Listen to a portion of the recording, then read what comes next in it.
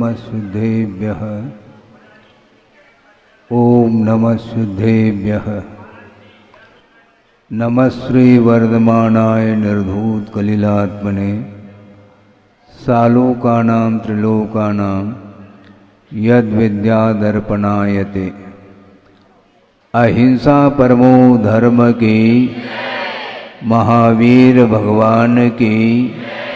प्रातः स्मरणे परम पूजाचार्य गुरुवर श्री विद्यासागर जी मुनि महाराज की जय।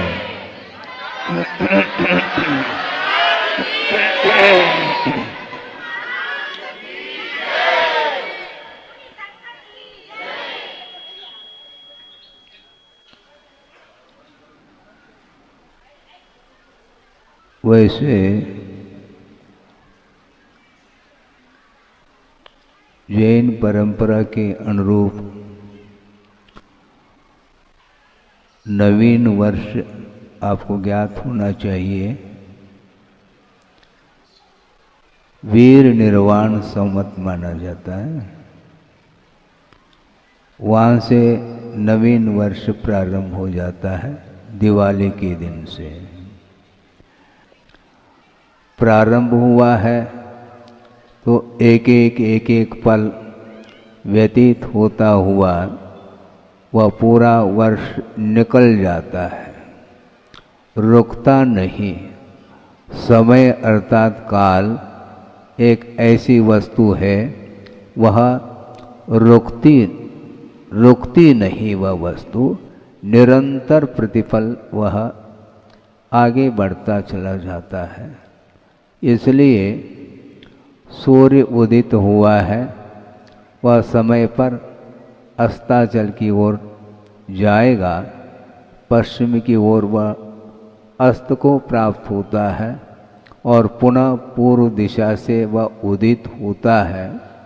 ये निरंतर यह चल रहा है और यह आज का नहीं, अनादिकालीन यह परंपरा संसार की वह चल रही है। और जिन्होंने आत्मज्ञान को प्राप्त कर लिया, वो इस संसार में बीच में रह करके साधना के माध्यम से अपने आप को प्राप्त करने का पुरुषार्थ किया है। अपने आप को प्राप्त करने का अर्थ क्या होता है? बहिर्दृष्टि को मोड़ करके अपनी ओर देखने का प्रयास किया जाता है। आप लोग टॉर्च का प्रयोग करते हैं, दिन में करते हैं क्या रात में? हाँ, रात में। और टॉर्च का प्रयोग जो किया जाता है वो अपने आप को देखने के लिए करते हैं कि दूसरे वस्तु को? हाँ, इसी का नाम संसार है। अपने आप को अंधेरे में रखता है और अन्य वस्तुओं को वह प्रकाशित करना चाहता है। प्रकाश के माध्यम से वस्तु प्रकाशित होती हैं, किंतु उस प्रकाश के माध्यम से आत्मा का अवलोकन संभव नहीं है। आत्मा का दर्शन करने के लिए विश्व को गौण करना होता है।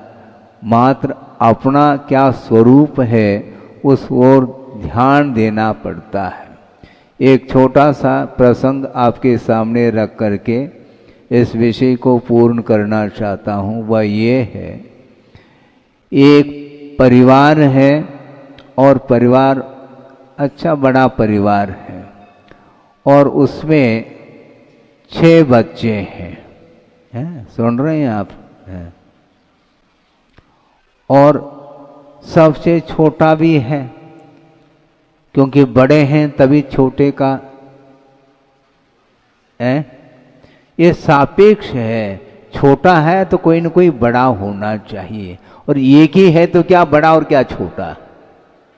और 6 बच्चे हैं, उसमें अपेक्षाकृत उम्र की अपेक्षा से छोटे बड़े हैं। और उन बच्चों की भावना क्या किसकी भावना है? वो मेले के लिए बार बार माता पिता को परेशान कर रहे हैं कि मेला दिखाओ। तो वो सोचते हैं कि तू उस भीड़ में जाकर के तुम क्या करोगे, और मेले में जाकर के देखना क्या है, खाने पीने की वस्तु तुम्हें चाहिए है तो मिठाई के दुकान में वहाँ देख करके खाने की अपेक्षा से वहाँ से खरीद करके ले आएंगे तो यहीं पर मेला बना लो। नहीं, वो पसंद नहीं उसको। मिठाई तो पसंद है किंतु वह घूम घूम करके देख देख करके वह आनंद का अनुभव करना चाहता है, इसलिए वह बार बार वो बाल हट जिसको बोलते हैं, बालक का हट भी बहुत भयानक रहता, वो सुनता नहीं वो।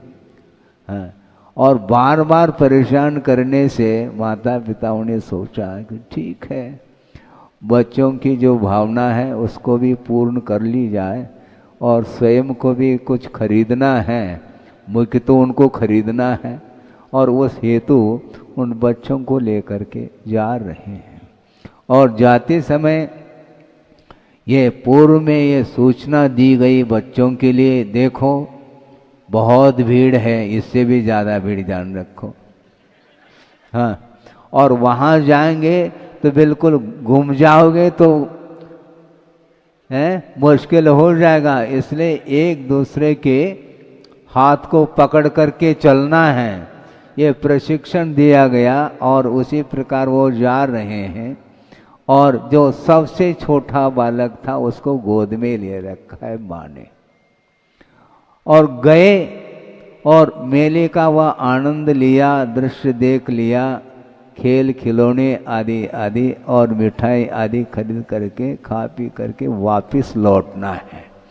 और लौटते समय माँ के मन में भाव आया, बहुत भीड़ है, ऐसा न हो कि 6 बच्चे हैं कहीं गुम जाए, पहचानना मुश्किल है, क्योंकि एक ही शक्ल के, एक ही उम्र के, एक ही साइज के कई बच्चे हैं, मुश्किल है। इसलिए उनने सोचा कि गिन करके तो देख लो, 1 2 3 4 5, बस। अब क्या हो गया, वो 1 बार 2 बार 3 बार गिन लिया माँ ने, इसके उपरांत भी 5 ही संख्या देखने को मिल रही है। तो वो बिल्कुल आंखों में आंसू आगे रोना प्रारंभ कर दी। और एक सहेली ने पूछा क्यों रो रही है, बताओ तो सही, क्या बताना है, कहाँ नहीं जा रहा है, क्या हो क्या गया ये तो बताओ। कि 6 बच्चों को लाए थे, 5 ही दिख रहे हैं। गिन लिया क्या नहीं? गिनना आता क्या नहीं? कि पहाड़ा सीखना पड़े, सिखाना पड़ेगा क्या? गिन तो लिया हमने, 4-5 बार गिन लिया। अच्छा, कितनी लाई थी? 6 लाए थे, 5 ही दिख रहे हैं। तो वह हंसने लगे, क्योंकि उसने देख लिया गिन करके 6 थे। ये कहाँ गुम गया? एक गोद में था, उसको गिन नहीं पाया उसने। एक जो है ना, वह छोटा लाला, वो गोद में था, उसको गिन नहीं पाई वो, तो बाद में हंसने लगी वो। यही स्थिति है संसारी प्राणी की। वह विश्व की ओर दृष्टि रख रहा है, किंतु अपनी ओर दृष्टि उसकी नहीं जा पा रही। समस्या बहुत बड़ी समस्या, और एक व्यक्ति की समस्या नहीं, प्रत्येक जीव की यही एक समस्या है।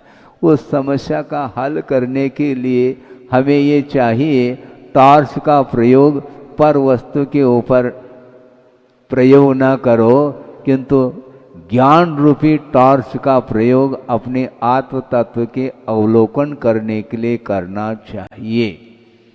और वर्तमान में जो बच्चे सीख करके आ रहे हैं, ज्ञान का अर्जन कर लिया है, नर्सरी से लेकर के एक एक कक्षा पार करते करते और लास्ट में डिग्री आदि लेकर के आए हैं, इसके उपरांत भी उस ज्ञान के माध्यम से पर वस्तु का बोध तो हो रहा है किंतु आत्म तत्व का बोध नहीं हो पा रहा है।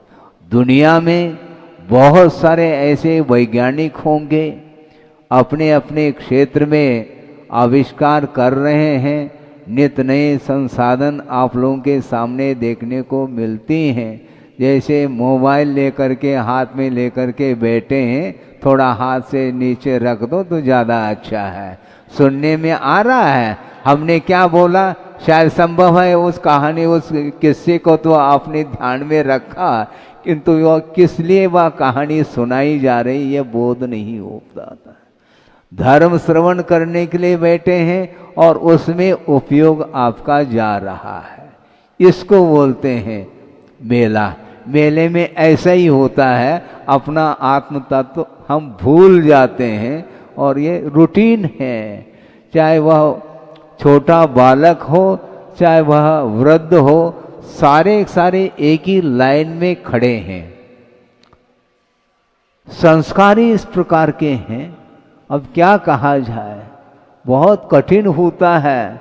2-5 मिनट आप लोगों के सुनाना है, सुना देते हैं, किंतु वह तात्कालिक मनोरंजन जैसा लगता है आप लोगों को, किंतु उसमें कितनी गहराई है, जो क्या तथ्य छुपा हुआ है, जो आचार्यों ने ग्रंथ का निर्माण करके सूत्रों के माध्यम से, छोटे छोटे गाथा और सूत्रों के माध्यम से रहस्य को उद्घाटित किया है, उसको उस ओर ध्यान देने के लिए हमें फुर्सत नहीं है,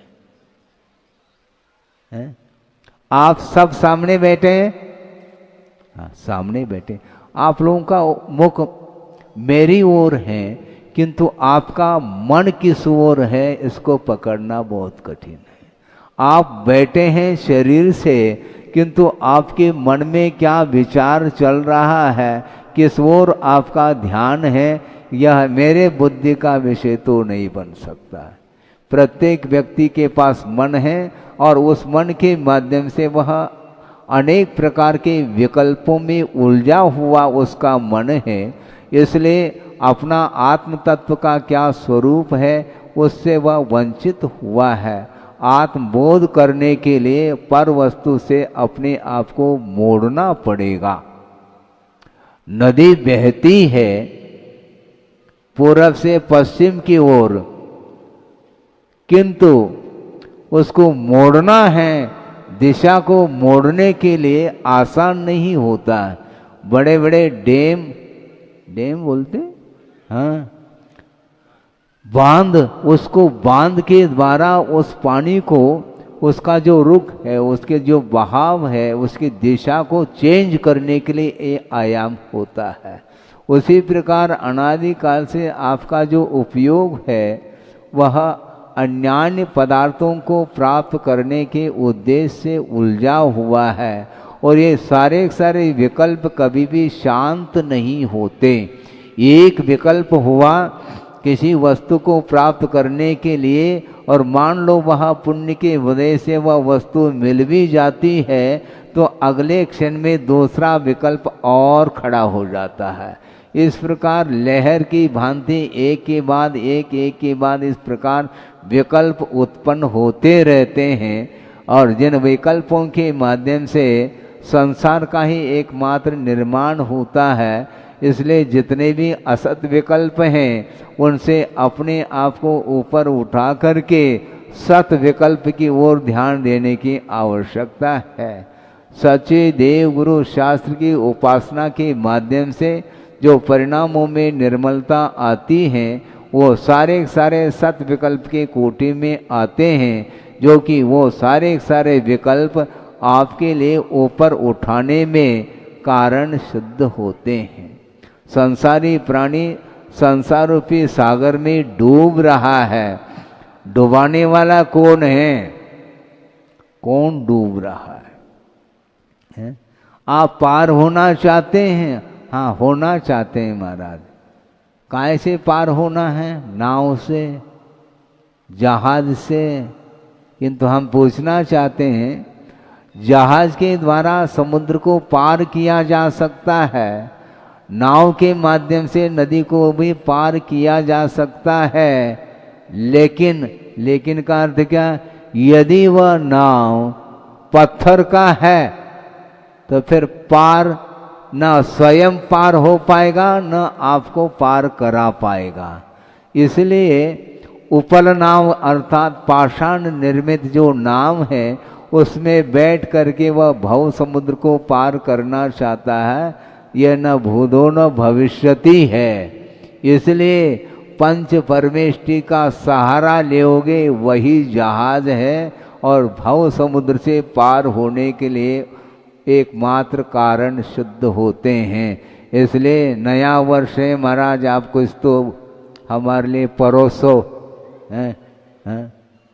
बरसों हो गए हैं आचार्यों को परोसते परोसते, इसके उपरांत भी जो परोसा जा रहा है वह पसंद नहीं है संसारी प्राणी को, ये बड़ी समस्या है। महाराज पसंद तो है तभी तो आए हैं, आ तो गए हैं लेकिन उपयोग आपका किधर लगा हुआ है ये भगवान ही मालिक है अथवा आप स्वयं मालिक हैं। आपके परिणाम आपको ज्ञात हैं अथवा भगवान जानते हैं, किंतु हम नहीं जान पाते हैं आप किस उद्देश्य को लेकर के आए। क्योंकि भगवान के चरणों में आने मात्र से कल्याण नहीं होने वाला, भगवान के चरणों में आने के पीछे आपका जो उद्देश्य है वह पवित्र होना चाहिए। यदि पवित्र उद्देश्य लेकर के आए हैं, प्रभु बनने के उद्देश्य को लेकर के, लक्ष्य को लेकर के आए हैं, तो भगवान के चरणों में आने की सार्थकता भी सिद्ध होती है। भगवान के चरणों में आना है, महाराज मन नहीं लगता, न लगे कोई वादा नहीं, लगाने का पुरुषार्थ करिए। आपका मन बहुत जल्दी लगता है, काय में, मोबाइल में है?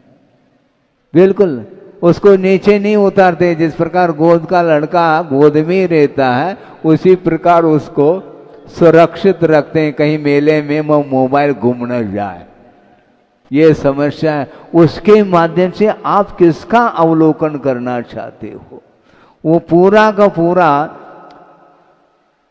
4 अंगुल है वो मोबाइल, और उसमें पूरा का पूरा वर्ल्ड आ चुका है, पूरा संसार समाहित है, और संसारी प्राणी संसार में स्वयं परिभ्रमण कर रहा है, पुनः संसार को ही देखना चाहता है। क्योंकि जिसके लिए जो वस्तु अभिष्ट है उसी वस्तु को वह देखना चाहता है। इसलिए आत्मा अमूर्त है। आप इस मोबाइल में वह आत्म तत्व आने वाला नहीं है, ध्यान रखो। आप सुबह उठ करके दर्पण में देखते हैं, क्यों? मुख को देखना है। आत्म तत्व का कोई मुख है? आकार प्रकार है? वो गोरा है क्या सांवला है? बोलो। है कलरलेस, हाँ, उसका कोई रंग ही नहीं, रंग रूप है ही नहीं। और आप अपने रूप को आप अलंकृत करते हैं। सुनो का अर्थ क्या? सुनो पाउडर। हाँ देखो ताली बजने लगी। हाँ, सुनो अर्थात सुनो और पाउडर आप पोत लेते हैं और उस आईने में देख लेते हैं, तब आपको लगता है कि हाँ अब घर के बाहर जाने के लायक हो गए। नहीं है तो नहीं, क्योंकि प्रकाश में ही जाना है, अंधेरे में थोड़ी जाना है, और अंधेरे में कोई आवश्यकता नहीं पड़ती। इसलिए आपको सुनना चाहिए कि आत्म तत्व अमूर्त है, चैतन्य पिंड है, उसके माध्यम से अनंत सुख का अनुभव किया जा सकता है, लेकिन वह संसारी प्राणी को रुचता नहीं है। बाल सफेद सफेद झक हो गए हैं, शुक्लेशा सफेद, हाँ, और उसको काले बनाने में लगे हुए हैं। हाँ, चेहरा तो गोरा होना चाहिए और बाल काले होना चाहिए।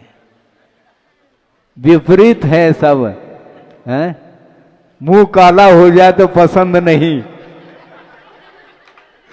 है, मुंह काला हो जाए तो देखने लायक नहीं है वो।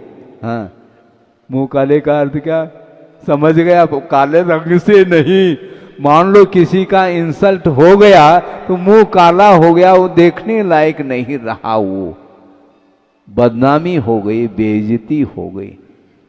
ये है, तो ये सब क्या है आखिर? वृद्धावस्था में आने के उपरांत वह रूप लावण्य वह देखने योग्य है ही नहीं। कितने भी अच्छे अच्छे पौष्टिक वस्तुओं का आप उपभोग कर लो, इसके उपरांत भी वो झुर्रियाँ नहीं जा सकती। और जो आज का बालक वह लाल सुर्ख टमाटर जैसे दिखता है वो, हाँ, वो लाल सुर्ख कहाँ गया? वो कहाँ गया? ये इसी का नाम परिवर्तन। वो एक समय में परिवर्तन नहीं, किंतु प्रति समय परिवर्तन होते हुए भी वह परिवर्तन, वह परिणमन, वह दृष्टिगत नहीं होता, किंतु कालांतर में जा करके उसका रूप क्या, पहला क्या था, अभी क्या है, वो आमूल चूल पूरा परिवर्तन देखने को मिलता है। इसके उपरांत भी उसको वैराग्य नहीं होता। और वैराग्य के लिए छोटे छोटे निमित्त हैं, उसके माध्यम से वैराग्य हो सकता है। एक सफेद बाल देख करके भी प्रतिमान योग पढ़ने का थोड़ा सा प्रयास करो, है वहाँ पर समझ में आ जाएगा। एक छोटा सा बाल सफेद बाल दिखाई दिया तो वैराग्य हो जाता है, हवेली छोड़ देते हैं और आप एक झोपड़ी छोड़ नहीं पा रहे हैं। हाँ, कुटिया, कुटिया उसको सजा रहा है, गुलशन से, क्या बोलते हैं, हाँ, घर को गुलशन से। ये क्या है, किसको सजा रहे हैं? और उस कुटिया में रह करके वह जीवन व्यतीत करता है। किंतु चाहे वो अरबपति हो खरबपति हो, आज वह दुकान आदि करके, मजदूरी आदि करके जीवन यापन कर रहा है, उसको भी एक दिन उस कुटिया से बाहर आना है। वो बाहर नहीं आएगा तो 4 व्यक्ति के द्वारा उस कुटिया से बाहर निकाला जाता है? छड़ाला पढ़ते हैं आप, हैं? अर्ध मृतक सम बूढ़ापनो, कैसे रूप लख्यो आपनो, पर्यायने अपनो। अपना रूप क्या है? अर्ध मृतक सम है। इसका अर्थ बहुत अच्छा निकाला था वर्णी जी ने, गणेश प्रसाद जी वर्णी हुए हैं, और उन्होंने कहा, बताते पंडित लोग सुनाते हैं कि अर्ध मृतक सम बूढ़ापनों का अर्थ ये है, वह आधा मर चुका है, क्योंकि 2 व्यक्ति के द्वारा उसको उठाया और बिठाया जा रहा है, और पूर्णतः मृतक हो जाता तो 4 व्यक्ति चाहिए। इसका अर्थ है ये अर्ध मृतक, 2 व्यक्ति उठा रहे हैं और पूर्णतः मृतक हो जाएगा तो 4 व्यक्ति के कंधे के माध्यम से वह बाहर चला जाए। ये प्रत्येक व्यक्ति की हालत है, ये प्रत्येक व्यक्ति के जीवन में यह अवसर आएगा। इसलिए आपको जब तक जीवन है तब तक सांसारिक विषयों से ऊपर अपने आप को उठा करके थोड़ी शांति के साथ, भक्ति पूर्वक, विशुद्धि पूर्वक, निर्मल परिणाम के साथ प्रभु की आराधना और गुरु की आराधना कर लो। उसके माध्यम से ही कल्याण हो सकता है। हो इस पवित्र भावना के साथ अहिंसा परमो धर्म की जय। बोधि समाधि परिणाम शुद्धि स्वात्मोपलब्धि शिव सौख्य सिद्धि चिंतामणिम चिंतित वस्तुदाने त्वामंद मानस्य ममास्तु। परम पूजाचार्य गुरुवर श्री विद्यासागर मुनि महाराज की ओम नमः सिद्धेभ्यः, ओम नमः सिद्धेभ्यः, ओम नमः सिद्धेभ्यः। नमस्ते वर्धमानाय निर्धूत कलिलात्मने सालोकानां त्रिलोकानां यद विद्या दर्पणायते। अहिंसा परमो धर्म की, महावीर भगवान की। प्रातः स्मरणे परम पूजाचार्य गुरुवर श्री विद्यासागर जी मुनि महाराज की। और ज्ञान का अर्थ क्या होता है?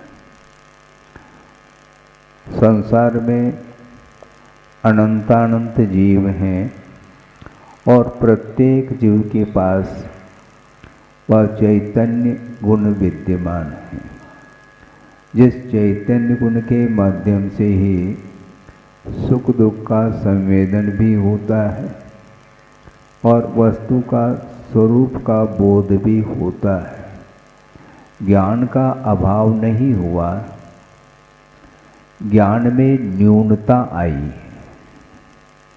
गुरुदेव ने ये कहा था प्रसंग के अनुरूप कि एक श्वास में 18 बार जन्म और मरण करने वाला जो निगोदिया जीव है, उसके पास भी ज्ञान विद्यमान है, और जिसके पास ज्ञान विद्यमान है उसको ज्ञानी कहना चाहिए। जैसे जिसके पास धन है वह धनी कहलाता है, जिसके पास बल है वह बली कहलाता है, उसी प्रकार जिसके पास ज्ञान है वह ज्ञानी कहलाना चाहिए। किंतु ऐसा नहीं है, बाहुल्य अर्थ में ही यह प्रयोग होता है। 1 टका जिसके पास है वह धनी नहीं कहला सकता है। उसी प्रकार निगोदिया जीव के पास ज्ञान तो विद्यमान है, किंतु वह ज्ञान बहुत जघन्य परिणाम को लेकर के है, विद्यमान है, किंतु ज्ञान एक परमार्थ के लिए कारणभूत होता है। एक सांसारिक क्षेत्र में काम में आने वाला ज्ञान हुआ करता है। आज इस भारतवर्ष में आप लोगों ने सुना होगा, देखा होगा, पढ़ा होगा, कितने यूनिवर्सिटी हैं, ख्याल है? कितने कॉलेज हैं, कितने स्कूल हैं, आदि आदि, जहाँ पर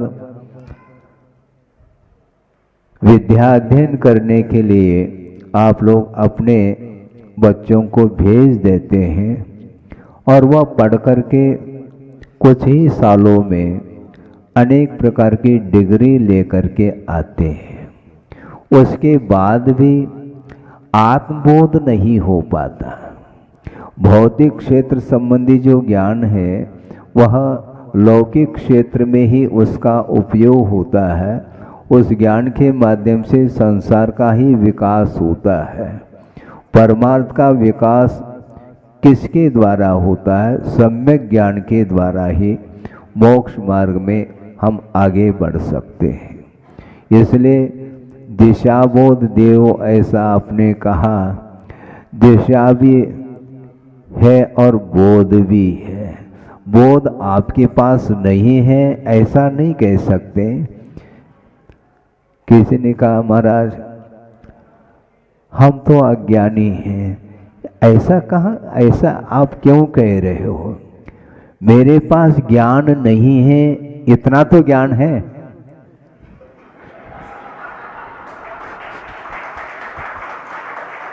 मेरे पास ज्ञान नहीं है, इतना तो कम से कम ज्ञान है क्या नहीं है?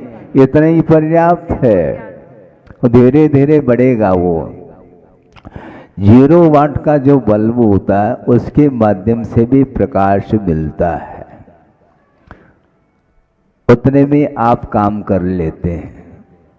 अपना प्रयोजन को पूर्ण करना है तो उतने में भी वह पूर्ण कर लेता है। कि इसलिए ज्ञान का अभाव सो अज्ञान नहीं है, किंतु ज्ञान की न्यूनता है। धीरे धीरे ज्ञान का विकास होता रहता है। और दूसरी बात, प्रसंग के अनुरूप हम ये और कहना चाहते हैं कि ज्ञान को आवरणित करने वाला कर्म कौन सा है? ज्ञानावरणी, ठीक है। मैं पूछ रहा हूं इसमें रहस्य, ज्ञान को आवरणित करने वाला कर्म तो ज्ञानावरणी है, बिल्कुल ठीक है। और ज्ञानावरणी कर्म का क्षोभम होने के बाद भी वह सम्यक ज्ञान के रूप में परिवर्तित नहीं होता। आगम पढ़ो, थोड़ा सा खोलो, क्योंकि एक मिथ्या दृष्टि है जिसके पास सम्यक दर्शन नहीं है, और सम्यक दर्शन के अभाव में भी वह इतना ज्ञानावरणी कर्म का क्षोभम हो सकता है, कितना 11 अंग और 9 पूर्व तक वह विकास को प्राप्त कर लेता है, फिर भी वह सम्यक दर्शन से वंचित है। एक भी कर्म का संवर और निर्जरावर नहीं कर सकता।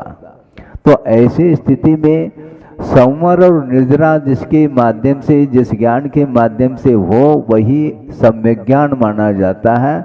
वह जिसके पास है, अब उसको पढ़ाने की, सिखाने की कोई भी आवश्यकता नहीं है। सभा में जितने भी बैठे हैं वो सारे सारे सम्यक दृष्टि हैं, इसमें क्या संदेह है। और सम्यक दृष्टि को फिर दिशा बोध की क्या आवश्यकता, समझ में नहीं आती बात मुझे।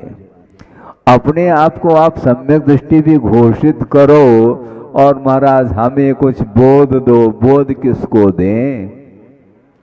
है बोध नहीं है क्या? बोध तो है महाराज। इसलिए आचार्य कहते हैं कि सम्यक दर्शन होना अलग वस्तु, और सम्यक दर्शन के माध्यम से ज्ञान में समीचीनता आती है, ये भी उतना ही सत्य है, यथार्थतः।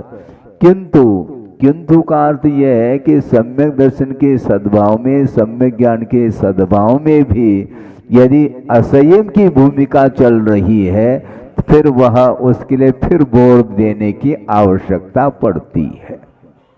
और असंयम की भूमिका से यदि मान लो एक और कदम आगे रखा है, अनुवृत्ति बना है, उसके लिए भी बोध की कोई आवश्यकता नहीं पड़ती है। तो बोध किसको दें बताओ?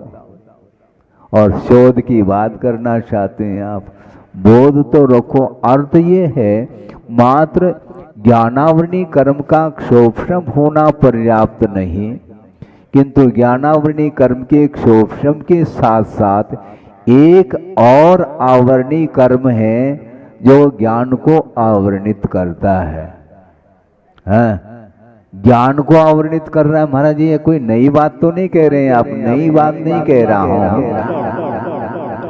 ज्ञानावरणी कर्म के माध्यम से ज्ञान आवरणित होता है, एक सामान्य कथन है, किंतु दर्शन मोहनी अथवा मोहनी मात्र कर्म के द्वारा वह ज्ञान आवरणित हो जाता है। मोहेन समृतम ज्ञानम स्वभावम लभते नहीं, मत्तः पुमान पदार्थानाम यथा मदन को द्रवैः, ऐसा कहा पूज्यपाद स्वामी ने शायद इष्टोपदेश में ये कारिका आती है।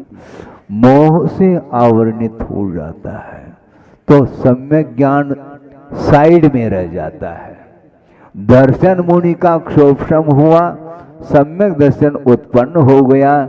इसके उपरांत भी चारित्र मुनि कर्म के उदय के फल स्वरूप वह असंयम का अनुभव करता है। अविरत सम्यक दृष्टि, सम्यक दृष्टि तो है किंतु एक विशेषण जुड़ा हुआ अविरत सम्यक दृष्टि उसके पास व्रत नहीं है,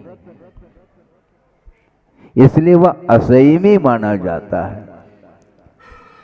विचारणीय विषय यह है कि सर्वार सिद्धि में जितने भी अहमिंद्र हैं वे सारे सारे सम्यक दृष्टि ही हैं। सम्यक दर्शन को साथ लेकर के वो वहां पर उत्पन्न हुए हैं और प्रत्येक के पास सम्यक दर्शन है, क्षायिक भी हो सकता है, इसमें कोई बाधा नहीं। और वे द्वादशांग के पाठी हुआ करते हैं। परम शुक्ल लेशा है और वहां पर परे अप्रविचाराहा, वहां पर प्रविचार का अर्थ कोई भी वासना जागृत नहीं होती और निरंतर इतने लंबे समय तक 33 सागर किसको बोलते हैं, बहुत लंबा काल होता है। कितने हजार या कितने हजार वर्ष के बाद वो हाँ, 33,000 वर्ष के बाद एक बार कंठ से अमृत झरता है, उसके माध्यम से उनका काम भूख मिट जाती है इतने मात्र से। और आप क्षुधा रोग निवारणाय, क्षुधा रोग निवारणाय, नैवेद्यम नैवेद्यम कहते चले जा रहे हैं। और वहाँ पर 33,000 वर्ष के बाद एक बार वह मानसिक वह आहार हो जाता है। और 33 पक्ष के बाद एक बार श्वासोच्छ्वास की प्रक्रिया चलती है। सोचो, इसके बाद भी आचार्य कहते हैं वह असंयम का अनुभव कर रहे हैं, संयम नहीं वहां पर। वहां से वो यहाँ उतर करके आएंगे और वे चर्म शरीरी माने जाते हैं, एक ही भाव लेकर के मुक्त होंगे। किंतु उतने दीर्घ काल तक 33 सागर तक निरंतर तत्व चर्चा में लीन रहते हैं। नई नई चर्चाएं, शंका समाधान आप बात करते हो, 2-4 शंकाएं रहती हैं, वही रिपीट होती रहती हैं और कुछ नहीं होता है। कितने भी आप शिविर लगाओ, कुछ भी आयोजन कर लो, 2-4 बातों के माध्यम से हमारा ज्ञान समाप्त हो जाता है, पुनरावृत्ति होती है। और वहां पर निरंतर द्वादशांग के पाठी होने के बाद सम्यक दर्शन से युक्त हैं, इसके बाद भी परम शुक्ल लेशा है और वासना का अभाव है। मनोजन्य भी प्रविचार वहां पर संभव नहीं है, इसके बावजूद भी असंयम का अनुभव है। और एक सुनिए, इधर सुन लो, चर्चा नहीं, समय कम है। गुरुदेव ने ये तुलना की थी, सर्वार सिद्धि का कहा अहमिंद्र, और इधर एक कर्म भूमि का तिर्यंच। किंतु जिसने पंचम गुणस्थान को प्राप्त कर लिया है, अनुवृत्ति है, और उसका चौथा गुणस्थान है और इसका पंचम गुणस्थान है। सोचो, विचार करो। अर्थ ये है कि मात्र सम्यक ज्ञान होने मात्र से काम नहीं चलने वाला। जब तक वैराग के क्षण नहीं आते, वैराग का भाव जागृत नहीं होता, तब तक वंश मोर कहता रहता है वो है। वृषभनाथ भगवान का ही उदाहरण ले लो, वहीं से उतरे थे वो सर्वार सिद्धि से। कौन? वृषभनाथ, और उनके 2 पुत्र जो हुए हैं, भरत और बाहुबली, ये तीनों वहीं से उतरे हैं। इसके उपरांत भी यहाँ पर 83 लाख पूर्व तक, कितनी उम्र थी? 84 लाख पूर्व की थी, और 83 लाख पूर्व तक क्षायिक संवेदन के साथ वो पैदा हुए हैं। अवधि ज्ञान 7 में है। इसके उपरांत भी 83 लाख पूर्व तक कहाँ पर उलझे हैं वो? सोचो, विचार करो। इसको बोलते हैं, वो संस्कार कहाँ गए? 33 सागर के संस्कार काम में आना चाहिए महाराज, अनिवार्य नहीं है। संस्कार काम करते भी हैं और नहीं भी करते, क्योंकि 923 निगोज से निकले हैं। उनके लिए कौन से संस्कार हैं, हमें बता दो थोड़ा। 923 पुत्र हुए हैं, किसके? भरत चक्रवर्ती के पुत्र हुए, वो निगोद से निकले हैं। अभी तक जिसने त्रिस्पर्याय को प्राप्त नहीं किया और प्रथम बार त्रिस्पर्याय को प्राप्त करके वो चक्रवर्ती के पुत्र बन गए हैं, और उनके पास कौन सा संस्कार है? और किसी के साथ वह वार्ता नहीं करना चाहते हैं, बोलना नहीं चाहते हैं। चक्रवर्ती के साथ न बोले, उन्हीं के पुत्र होकर के चक्रवर्ती को टेंशन हो गया होगा, तनाव में आ गए वो, और भगवान से पूछते हैं, बताते भगवान एक तो ये है कि पुत्र नहीं होता है तो विकल्प, और होने के बाद भी विकल्प, क्योंकि 923 हुए हैं और हमसे बातें नहीं करना चाहते वो। गुरुदेव ने ये प्रसंग सुनाया था, और भगवान ने कहा वो तुमसे क्यों बात करेंगे, हमसे बात करेंगे वो, क्योंकि उनको राग इष्ट नहीं है। अब सोचो संस्कार कहाँ है? कोई संस्कार नहीं। वर्तमान का जो पुरुषार्थ है वह महत्वपूर्ण है। उसी भव से मुक्त होने वाले वृषभनाथ भगवान तीर्थंकर बनने वाले मोक्ष मार्ग के नेता कहलाने वाले हैं। अभी भी वो हवेली में छोड़ना नहीं चाहते। ये क्या है? ये मोह का प्रभाव है। बल्कि यूं कहना चाहिए, मोह जागृत तब होता है जब उसके लिए योग्य सामग्री मिलती है। तो वहां पर सर्वार्थ सिद्धि में 33 सागर तक जहां पर आयु है, किंतु वहां पर नो कर्म का अभाव है। नो कर्म का अर्थ वह है नो कर्म जिसके निमित्त से कर्म अपना फल देता है, उसका नाम नो कर्म बोलते हैं। जैसे यहां पर बैठे हैं, ठंड लग रही है, शीत का अनुभव हो रहा है, तो यहां पर कर्म की उदीर्णा हो चुकी है। यहां से धूप में बैठेंगे तो शीत का निवारण होता है। ये जो कुछ भी ये नौकर्म माने जाते हैं, भिन्न भिन्न इंद्रियों के जो विषय हैं, वे सारे सारे कर्म के फल देने में एकमात्र निमित्त के रूप में उपस्थित होते हैं। इसलिए वहां पर सर्वार्थ सिद्धि में देवांगनाओं का अभाव है, इसलिए वहां पर प्रविचार अर्थात वासना का अभाव है। नव ग्रहवेक, नव अनुदेश और पंच अनुत्तर विमान में देवियों का कोई वहां पर सद्भाव नहीं है, इसलिए विषय संबंधी उन्हें कोई सुख नहीं है।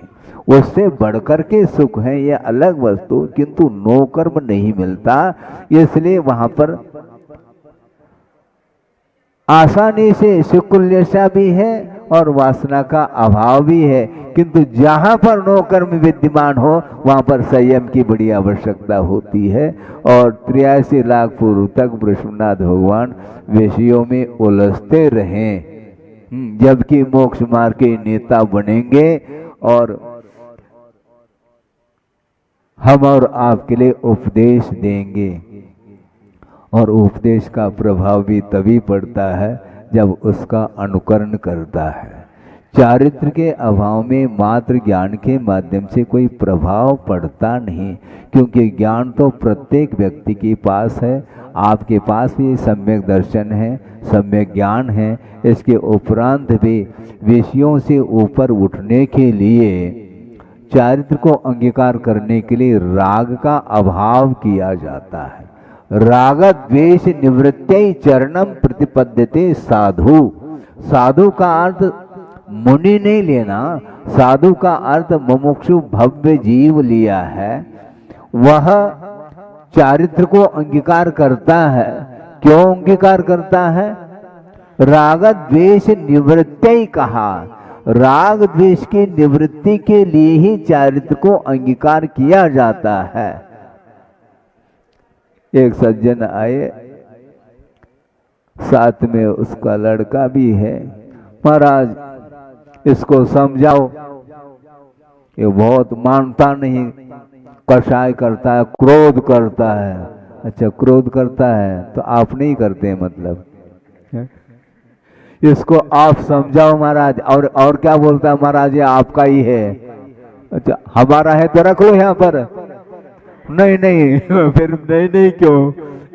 आपका ये भाषा है, एक प्रकार से भाव है, किंतु वो ये कहता है कि महाराज इसको समझाओ भैया। समझाने के बाद फिर लौटेगा नहीं, ये ध्यान रखो। हम समझाने के लिए बैठ जाए फिर वो यही बैठेगा, घर लौटेगा नहीं। वो बहुत विचित्र दशा है। जब तक वैराग्य नहीं है तब तक वही चीज अच्छी लगती है जो प्रतिदिन उसका उपभोग करता है। अतीत अनंत काल व्यतीत हुआ है, अभी भी उसमें ही उलझ रहा है। हाँ, और कहता क्या, सुलझाओ भगवान। हाँ, ये भजन भी बोलता है। समस्या खड़ी हो गई, हाँ, तुमरे बिना हमरा कोई नहीं, ऐसा बोलता है। ये केवल रूटीन है, बोलता चला जा रहा है, किंतु गाड़ी उसकी उसी ओर है। प्रभु के चरणों में आता है, कुछ क्षण के लिए बैठ करके पूजन अर्चन अभिषेक आदि कर लेता है, बस हो गया 24 घंटे के लिए फुर्सत, को भी घड़ी के साथ, कहीं ज्यादा न हो जाए। और उस बीच में यदि मान लो हलो हलो की घंटी बज गई, फिर तो पूछो नहीं, फिर तो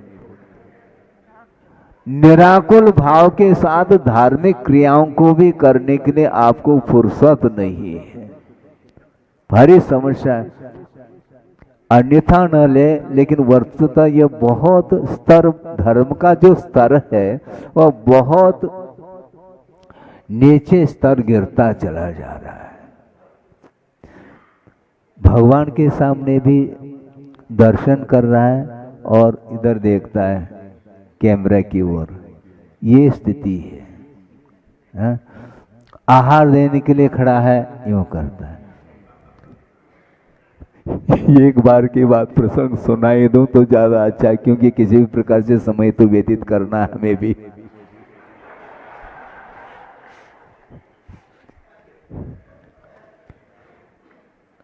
पड़गान करके ले गए और चौके में आहार प्रारंभ हो गया। नवदा भक्ति कर ली उन्होंने और खड़े हो गए और आहार प्रारंभ हो गया।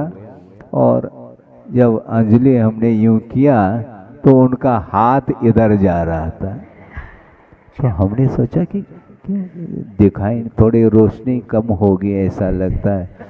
चश्मा भी पहन लगा रखा था। फिर बाद हमने सोचा कहीं न कहीं गड़बड़ी है। उधर उस ओर देखा तो एक कैमरा लेकर के बैठा था।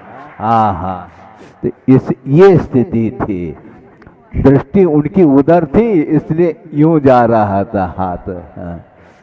अब सोचो, अब सोचना, और मन शुद्धि, वचन शुद्धि, काय शुद्धि बोल चुका है वो, मन किधर है हम पूछना चाहते हैं। आहार देने में आपका उपयोग है क्या, और किस तरफ आपका उपयोग है? ये ऐसा ही होता है। ये भगवान के सामने भी, धर्म सभा में भी यही सब चलता है। इसलिए आत्मा का दर्शन, प्रभु का दर्शन नहीं हो पाता, सही मायने में हम वंदना नहीं कर पाते। और गुरुदेव ने एक बार स्वाध्याय के दौरान कहा था कि वंदना करना सीखो। हमने सोचा कि वंदना करना सीखो का अर्थ क्या है? इसका अर्थ अभी भी हम वंदना नहीं कर पा रहे सही ढंग से। बिल्कुल ठीक कहा, क्योंकि दर्शनेन जनेन्द्राणाम साधुनाम वंदने न चिरम तिष्ठते पापम छिद्र हस्ते यथोदकम कहा। जनेन्द्र भगवान के दर्शन से और साधु के दर्शन से चिर संचित जो पाप है वह तत्काल समाप्त हो जाता है, ये उस पंक्ति में कहा गया है। और अभी तक वह पाप गल नहीं रहा, अभी तक वह पाप धुल नहीं रहा है। इसका अर्थ हम किस तरीके से वंदना करते होंगे, यह प्रश्न चिन्ह है, बहुत कठिन है। ये समो चरण में प्रवेश करने के बाद भी लौट रहा है कौन? चक्री। इसका अर्थ साक्षात प्रभु विराजमान है समो चरण में, उससे बढ़कर के भी और कोई आकर्षक वस्तु है जिसको उधर ले जा रही है। भगवान से और बड़ी कोई वस्तु है तभी तो वो जा रहा है। 4-4 बार दिव्य ध्वनि खिरती है, प्रभु विराजमान हैं, गणधर परमेष्टि हैं, देशना दे रहे हैं। और ये भी सुना था कि समोसरण में भूख आदि भी नहीं लगती, उसके बाद भी वह बाहर क्यों जा रहा है? मोह ले जा रहा है उसको। अभी चल, भगवान भेज रहे हैं क्या? ये बहुत टाइम ज्यादा हो गया, थोड़ा बहुत देख करके आओ, राजगद्दी पर क्या चल रहा है देख लो थोड़ा सा। न भगवान ने उस चक्रवर्ती को बुलाया है न भेजा है, इसके बाद भी स्वयं का ही मन कहता है अब चलना चाहिए घर। छोटे बच्चे करते क्या नहीं, आप जा रहे हैं मान लो, हम भी आएंगे बोलता है, और आ गए फिर क्या बोलता है, घरे चलो।